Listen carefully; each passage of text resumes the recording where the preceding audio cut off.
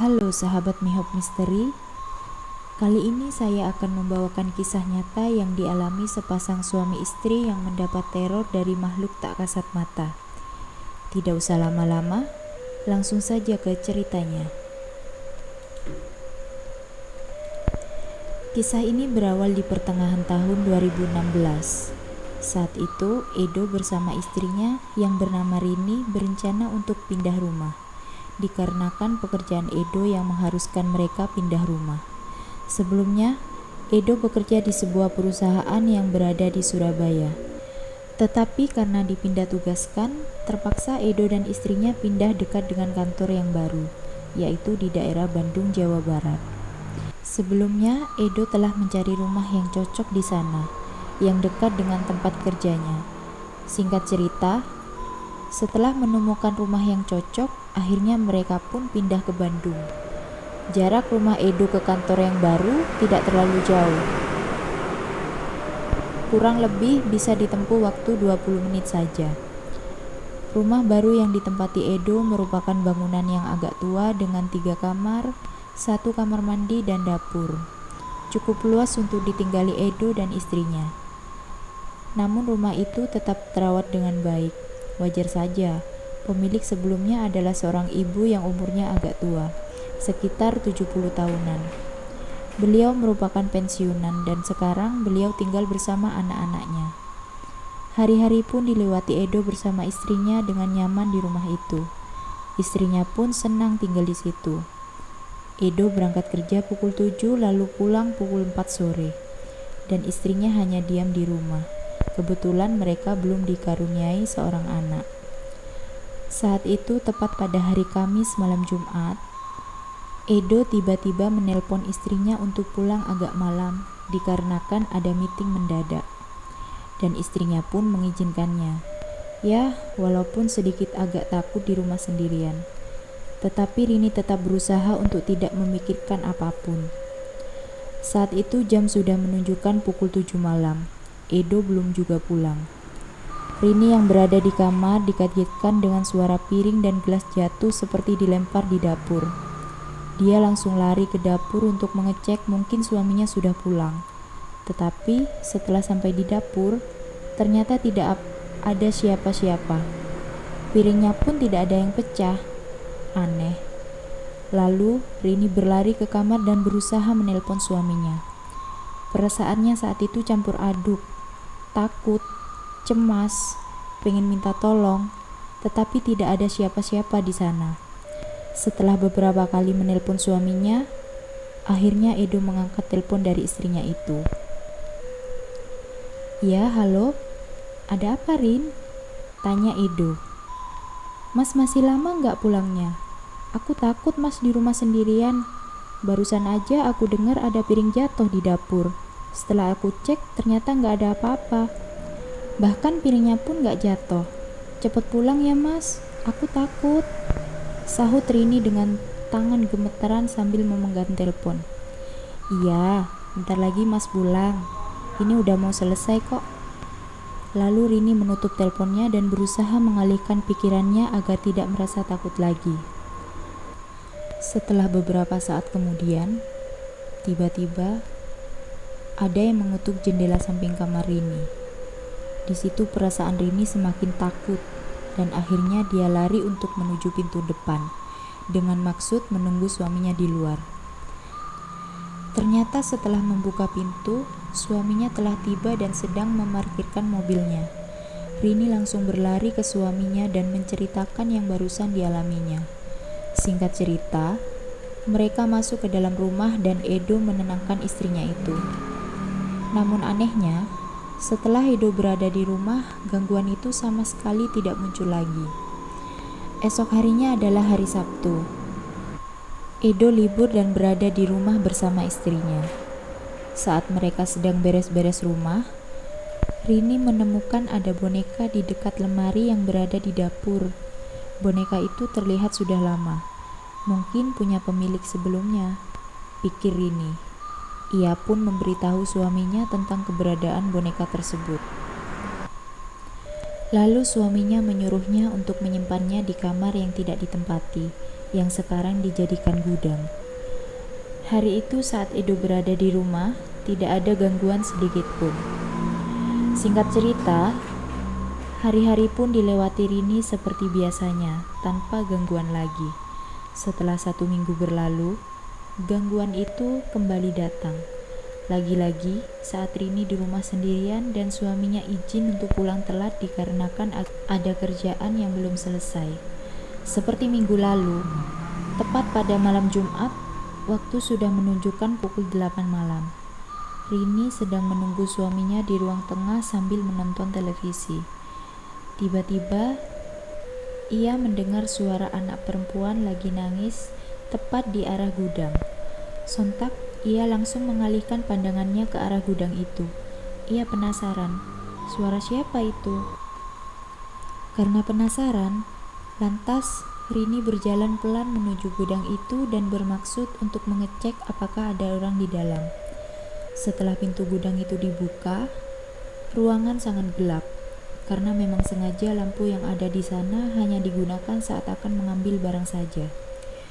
Rini mencoba menyalakan lampu dan tiba-tiba boneka yang kemarin ditemukannya di dapur sudah berada di depan kakinya. Sontak ia pun menjerit kaget dan langsung berlari ke kamarnya. Ia berusaha membaca doa apapun yang ia bisa, tapi tetap rasa takutnya semakin menjadi-jadi. Tak lama, terdengar suara ketukan pintu dari arah luar kamar. Rini pikir itu suaminya. Ia bergegas untuk segera membukakan pintu. Ternyata setelah dibuka, tidak ada siapa-siapa di sana. Perasaan Rini semakin tak karuan. Lalu ia cepat menutup pintu itu kembali dan berlari menuju kasurnya. Dan betapa kagetnya Rini, ternyata ia melihat boneka itu sudah berada di samping kasurnya. Ia berteriak sambil menangis meminta tolong, tetapi tidak ada yang mendengarnya. Wajar saja, rumah yang ditinggali Rini dan Edo agak jauh dari tetangganya. Dan akhirnya tubuh Rini jatuh tidak sadar. Rini pun pingsan. Dalam pingsannya itu ia bermimpi bertemu dengan anak perempuan yang memegang boneka. Anak itu terlihat sangat tidak terurus. Badannya kurus, rambutnya kusut, dan pakaiannya terlihat sangat kotor. Dan lebih mengerikannya lagi, di daerah kepala anak itu mengucur darah. Dalam mimpi itu, Rini mencoba memberanikan diri untuk bertanya, "Kamu siapa? Kenapa kamu berada di rumah saya? Lalu, kenapa kamu mengganggu saya?" Anak itu hanya memandang wajah Rini, lalu berjalan ke arah dapur tanpa menjawab pertanyaan Rini. Rini pun mengikuti kemana arah anak itu pergi. Setelah sampai di dapur, Rini diperlihatkan seperti kejadian masa lampau yang dialami oleh anak itu. Di sana ia melihat ada seorang anak yang berada di dapur sedang bermain boneka dan ibunya yang sedang memasak. Anak itu sangat cantik dengan dress putih dan pita di rambutnya. Sampai pada saat anak itu berlari dan tidak sengaja menjatuhkan kue-kue ulang tahun pesanan ibunya. Kue-kue itu rusak, tidak dapat dipakai lagi. Ibunya terlihat sangat marah dan anak itu terus menangis karena takut. Lalu saat ibunya mengumpulkan kue yang berada di bawah, anak kecil itu mencoba untuk membantu ibunya mengumpulkan sisa-sisa kue yang berantakan. Lalu tanpa sadar, si ibu mendorong tubuh anak itu dan kepala anak itu membentur ke ujung kursi yang terbuat dari besi. Mungkin karena dorongan yang sangat kuat, anak itu tersungkur tidak bergerak. Darah dari kepalanya mengucur deras. Ibu itu kaget dan langsung menghampiri anaknya. Melihat kejadian itu, Rini kaget dan tak terasa air mata mengalir di wajahnya. Saat mengetahui anaknya tidak bergerak, ibu itu terlihat panik dan langsung mengecek keadaan anaknya. Dan ternyata, anak itu sudah tidak bernyawa lagi. Mungkin karena takut disalahkan dan ketahuan oleh orang, si ibu langsung membawa anaknya ke belakang rumah dan cepat menguburkan jasad anaknya tepat di belakang dapurnya. Dan akhirnya, pandangan Rini mulai gelap. Ia mendengar suaminya memanggil namanya. Ternyata ia sudah bangun dari pingsannya. Terlihat Edo sangat cemas dengan keadaannya saat ini. "Alhamdulillah, kamu sudah bangun, Rin. Kamu kenapa? Kok bisa pingsan gini? Udah 2 jam loh kamu pingsan?" tanya Edo dengan nada cemas. Rini hanya diam dengan tubuh lemasnya. Singkat cerita, keesokan harinya Rini menceritakan kejadian semalam kepada suaminya. Awalnya Edo tidak percaya dengan cerita Rini. Ia pikir itu hanya halusinasi Rini karena takut sendirian di rumah. Tetapi setelah beberapa kali diyakinkan oleh istrinya, Edo akhirnya percaya. Edo kemudian menghubungi temannya yang memiliki kelebihan bisa mengatasi hal-hal seperti itu.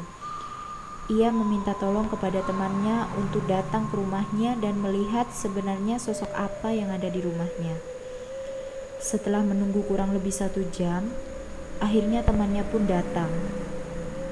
Saat memasuki rumah, dia dikagetkan dengan seorang anak kecil yang memegang boneka berdiri di ruang tengah dekat dengan pintu dapur. "Iya, istrimu memang benar, Do.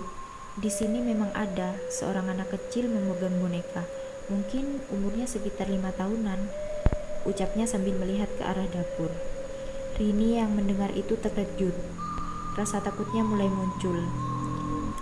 Bisa tidak kalau misal dia diusir?